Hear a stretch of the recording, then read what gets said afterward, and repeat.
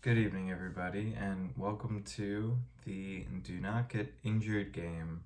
And this is a game that I am apparently playing because today I came very close to uh, having a rough start of the training season. And it reminds me of probably my number one piece of advice for anyone entering the endurance space, and that is the name of the game is Don't Get Injured. And it sounds simple, it sounds like a stupid rule, but in reality, the only thing that's going to prevent you from being truly consistent, aside from, you know, your own discipline level, is getting injured. And getting injured is like the one thing that is going to substantially set you back if it does occur. So, what happened to me today, and how can you take a lesson from it and see what I did right, first of all, and then make sure that you don't do the wrong thing if this ever happens to you in your training.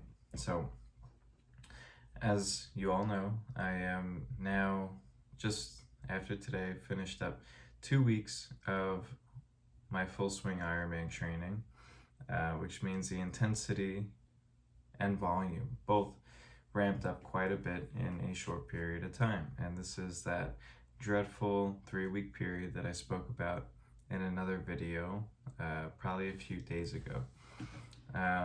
So in this period, you're going to be, the odds of you getting injured is much higher than once you're fully in full swing of training and in shape and doing all the right things. But so what happened today is, today was the second double up of running back-to-back days. What that means is Sunday is typically a long run and Monday is typically a maintenance run in my formula for training for Ironman.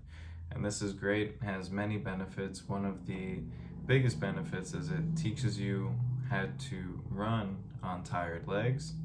And the second big benefit is that you get high volume within 2 days of training rather than trying to fit all your volume on one long day. So, towards the end of training, once you're doing, say, like a 16, 17, 18 mile long run, that paired with just a 5 mile maintenance run, 6 mile maintenance run, is getting you much closer to marathon distance for the run. And that has great benefits. Aside from the mental benefits, it prepares your body to just be ready for that last leg of the Ironman. So in this first bunch of days, sorry, I got a little distracted. It looks like somebody broke my remote for my light over here. But in that first bunch of days, you're likely, if you're like me and you have a weakness in your calves, you're going to be susceptible to straining your calf muscles if you're not very careful with your level of effort that you're approaching these runs at. Now, today, I knew from the very start of my run that I was a little bit tighter than I should be. So I went very slow into my warm-up, and when I say slow, I mean like a 12-minute mile pace slow. My heart rate was perfect, like below 150, holding steady. But I felt as the run was going on, it started to slowly tighten in my left calf. Now, this having happened to me before, I was very much on the lookout for it. I shortened my stride and I made sure to make my steps even easier, which worked for the first 3 miles. After about 3.25 miles, I started to feel the tightness start to come back, and by 3.5 miles, I felt it come to a point where it would have hurt if I decided to continue running on it. And so I did what you should all do if you're ever experiencing a feeling like this or a pain like this, especially early in a training cycle. I stopped the workout. Today was supposed to be a 4 mile day, easy. I cut it off at 3.5 and I walked that last half mile to not injure myself. Now, that's the first lesson you should take away from this. If you're feeling something unusual that is resulting in pain or getting worse as you continue in your workout, the benefits from that single workout are not going to outweigh the potential downside of injuring yourself at any point in the season, especially early or late into the season. So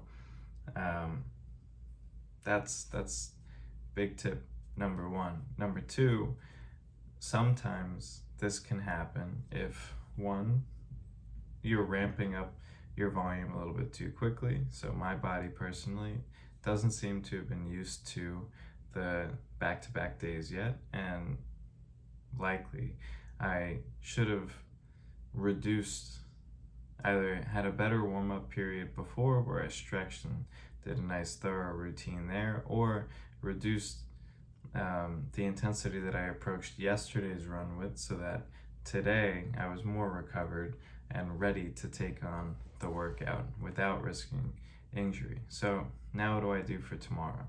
Tomorrow I'm going to move my rest day from Wednesday to tomorrow, so that I'm not doing a hard bike day on a freshly tender calf/Achilles tendon. I'm going to do that on Wednesday, do an hour something on the bike, and then my next run is on Thursday. What I'm going to do for Thursday is approach that run very carefully. I'm basically going to see how my walking around and moving around during the day tomorrow goes, then see how my cycling goes on Wednesday, and then Thursday will be another true test, be approximately 5 or 6 mile run again, where I'm going to approach it very easily and make sure that there's actually no damage on this calf. Now what I think is the calf is fine, and I think that if I hydrate properly and take in proper nutrition over the next few days, do foam rolling, get enough sleep, all that stuff, all the basics, then I will be fine.